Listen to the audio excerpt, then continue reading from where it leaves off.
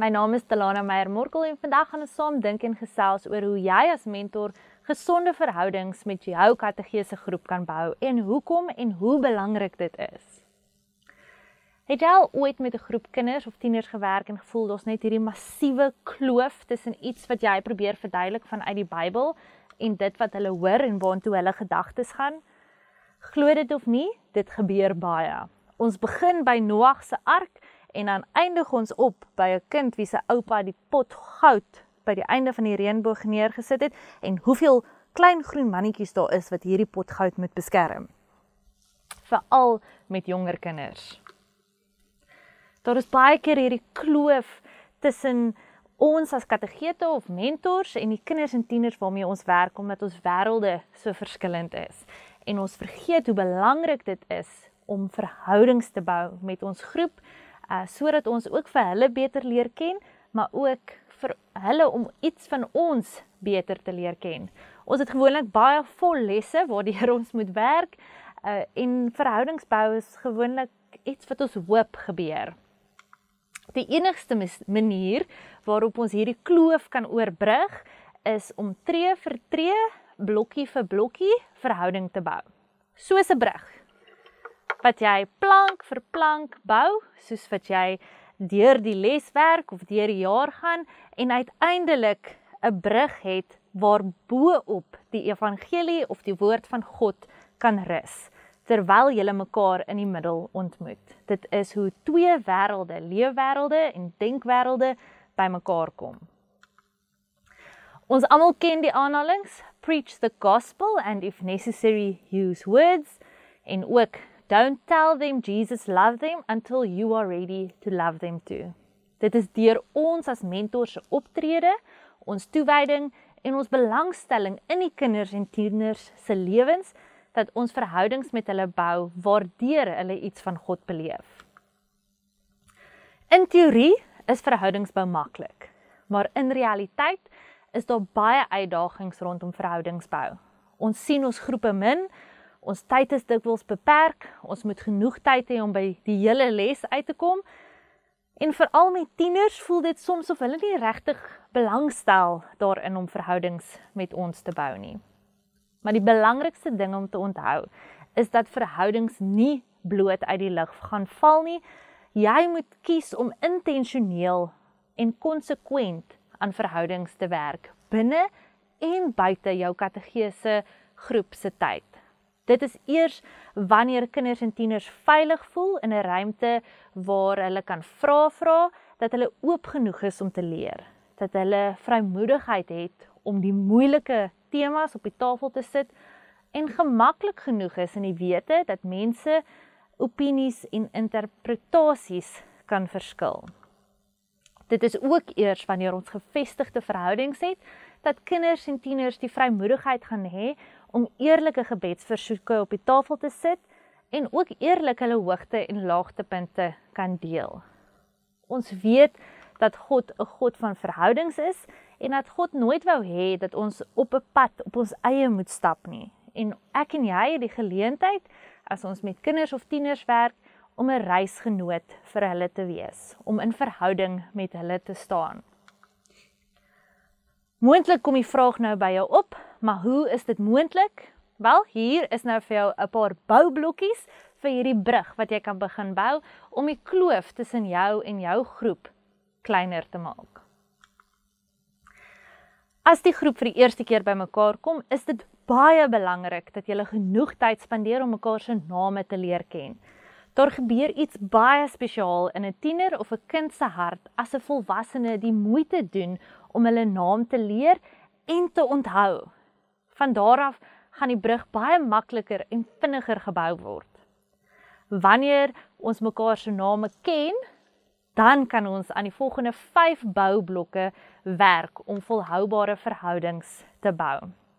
Hierdie boublokke word nie beperk tot die kerklike ruimte nie. Dit is baie belangrik om te onthou. Die eerste een is speel saam. Maak gebruik van ysbrekers, speletjies of net informele ruimtes waar elkeen van julle net kan wees en doen en optree soos wat jy graag voel en waarmee jy gemaklik voel. Hierdie speel saam sluit ook aktiwiteite in, soos om saam te gaan roomys eet of 'n berg te gaan klim. Die tweede boublok is kuier saam. Dit is baie belangrik in die vorming van verhoudings, dat daar genoeg vrae gevra moet word oor die kind of die tiener se leef- en verstaanswêreld. Vra oop vrae waarop hulle moet uitbrei en jy kan hulle selfs nooi om by jou te kom eet of by jou te kom kuier as 'n groep om verder saam te kuier. Die derde boublok is om saam te stoei. Laat ruimte vir moeilike vrae en onsekerhede en moet nie dadelik na 'n antwoord toe probeer spring nie. Wys die kinders en die tieners dat daar temas of vrae vir jou is wat ook moeilik is, waarmee jy ook sukkel. Begin hierdie vrae met ek wonder, of selfs as jy probeer om 'n antwoord te gee, begin met ek wonder of dit dalk is hoe dit kan wees. Die vierde boublok is om te luister om regtig te hoor. Dit is baie belangrik dat jy na die kind of die tiener luister om te verstaan wat hulle sê en nie net om 'n antwoord te gee of sodat jy na jou volgende punt toe kan beweeg nie. Baie keer wil tieners en kinders net voel dat hulle gehoor word, eerder as wat hulle wil hê ons moet hulle probleme oplos of hulle moeilike vrae beantwoord. Die vyfde boublok wat ek vandag wil voorstel, is om kontak te behou tussen sondae. Dit is nie altyd maklik nie. Met tieners kan jy 'n WhatsApp groep begin en jy kan gereeld by hulle incheck. Met kinders is dit dalk bietjie meer gekompliseerd, maar jy kan altyd deur die ouers werk om ook kontak met die kinders te behou. Fokus veral op skoolvakansies, lang naweke of wanneer jy agterkom van die kinders wie se name jy ken, was lank terug by jou groep gewees. Check in by hulle, laat weet hulle dat hulle gemis word en deel dalk iets waaroor jy gesels het in die groep of iets wat jou aan hulle laat dink het. Jy kan selfs net 'n gedagte vir die dag uitstuur of vir hulle 'n uitdaging stuur, iets wat hulle gaan uitdaag om buite hulle gemaksone te beweeg.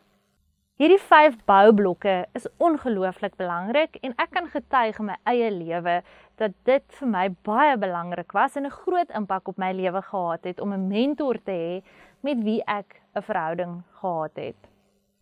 Ek onthou die oom wat vir my sonnaarskool gegee het in my belydenisjaar. Na hierdie oom toe kon ons gaan met al ons wildste vrae, ons grootste onsekerhede en ons moeilikste lewenservarings vir daai tyd. Ons het in daardie tydperk in ons lewens 'n diep verhouding gehad met die oom, waar ons dieper en dieper kon delf in God se woord en God se wêreld. Die oom het nooit op ons neergepraat nie, hy het gereeld met ons grappies gemaak, en hy was altyd die eerste vrywilliger wat saam gaan kamp het. Hy het homself ook gegee vir ruimtes buite ons groep. Hy het 'n groot rol gespeel in my storie om uiteindelik te kies om 'n dominee te word, omdat hy vir my gewys het, daar's iemand wat in my lewe belangstel en daar's iemand wat nie net alles aanvaar presies soos wat dit is nie. Ons mag vra. Onthou, jy hoef nie te probeer om verhoudings met 10 of 12 kinders te bou binne 1 uur op 'n Sondag nie.